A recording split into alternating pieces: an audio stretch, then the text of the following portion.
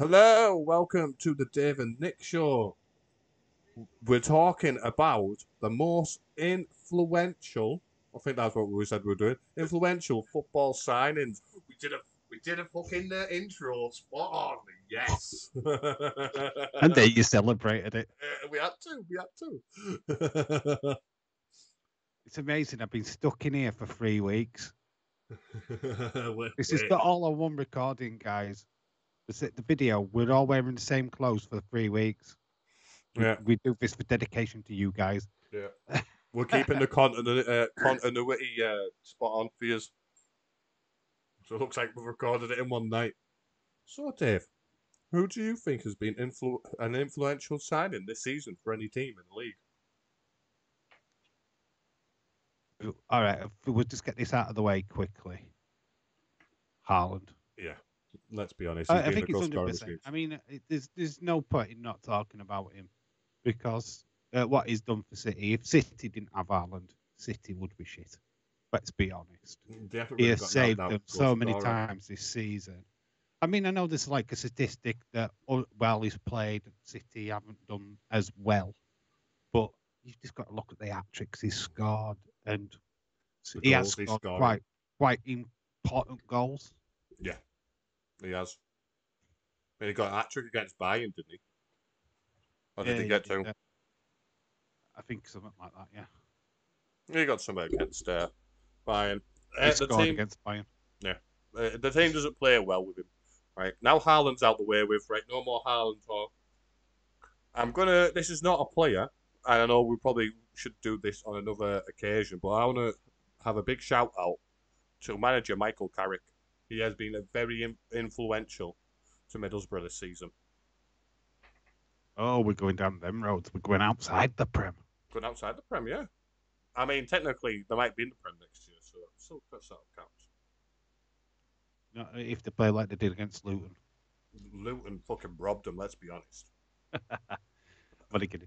Yeah, Michael Carrick's done a fantastic job actually.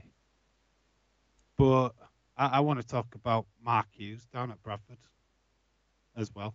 If Has you're he going to done well talk there? about managers, yeah, I think he's took them into a good position.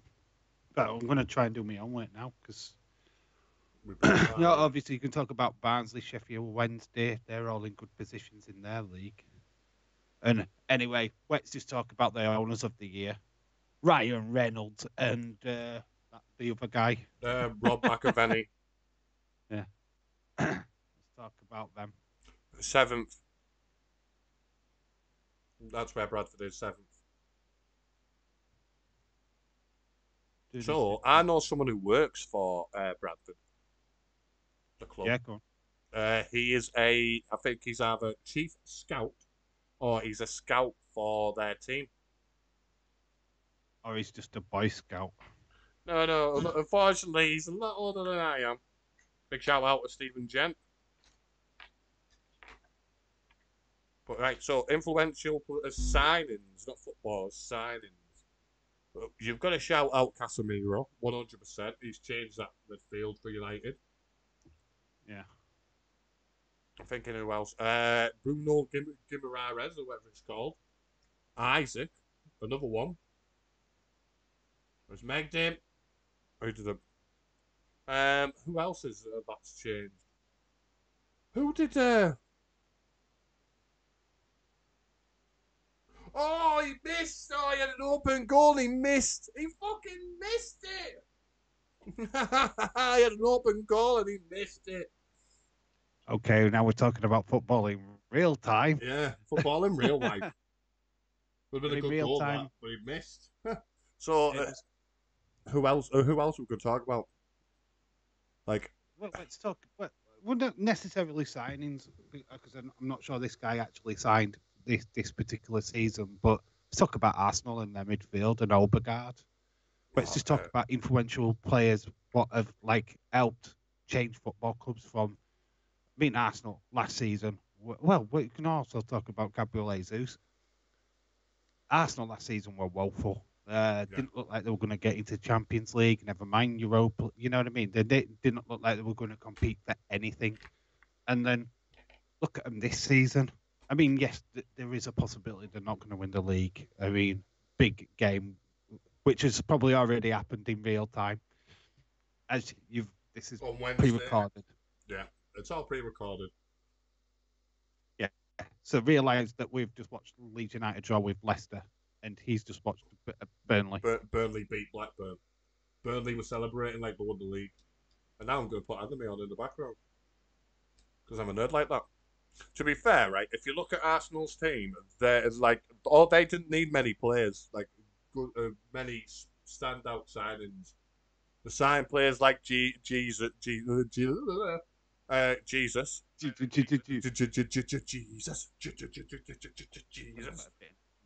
signed him. They signed Zinchenko.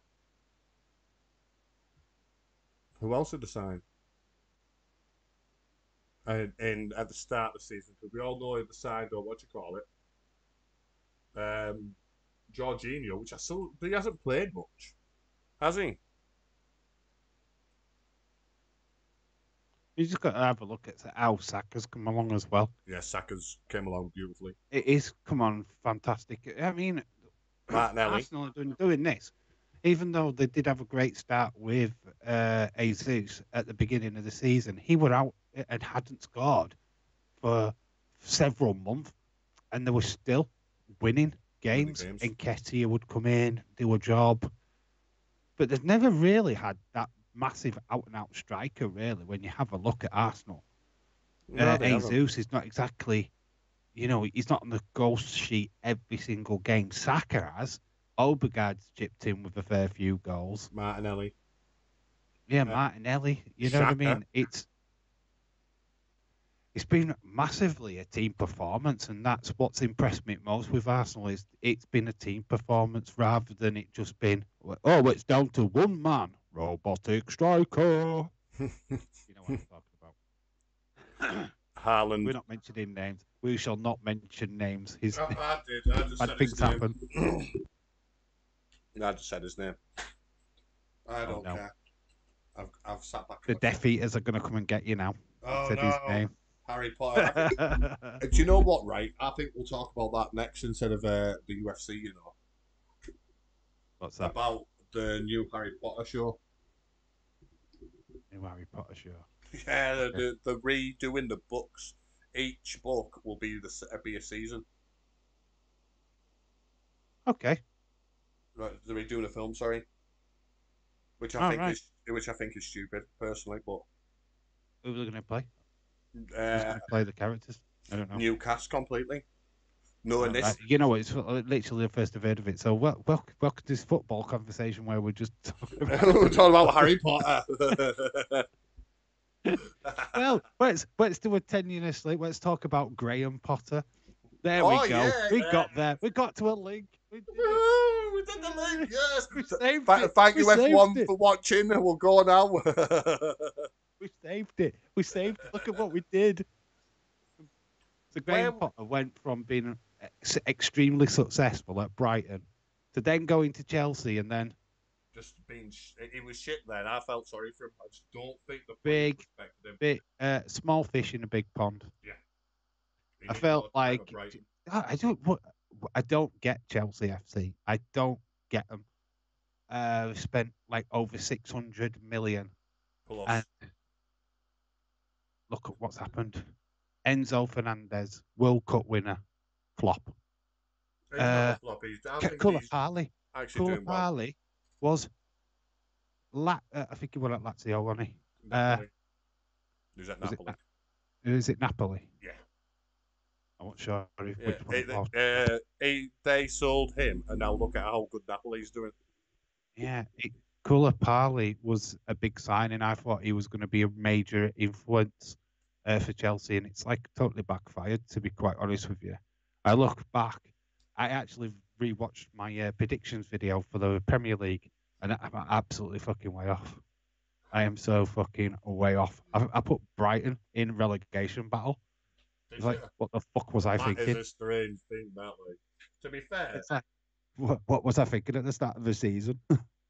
My question is, where would you have Graham Potter go now? Graham Potter. Where would I put him? Where would I place him? Managers right now inside the Premier League. Tottenham have just fucking been sacking managers left, right, and centre. So they're fucking going off with them. Don't think Garcia's actually appointed at Leeds yet, is he? I don't know. I'd give him to a small club, like I wouldn't have him go to a big club. I'm going to like Leeds. I don't know. I don't think that's a too wild a suggestion. But yeah, I could even see him taking a lower club. Just Stick him in Accrington Stanley. We need a fucking manager. What's just happened there? Microphone. Yeah, your mic we'll end this short so Dave can fix his mic for the next episode. Thank you, everyone, for watching. Dave's links are in the description. Right, goodbye.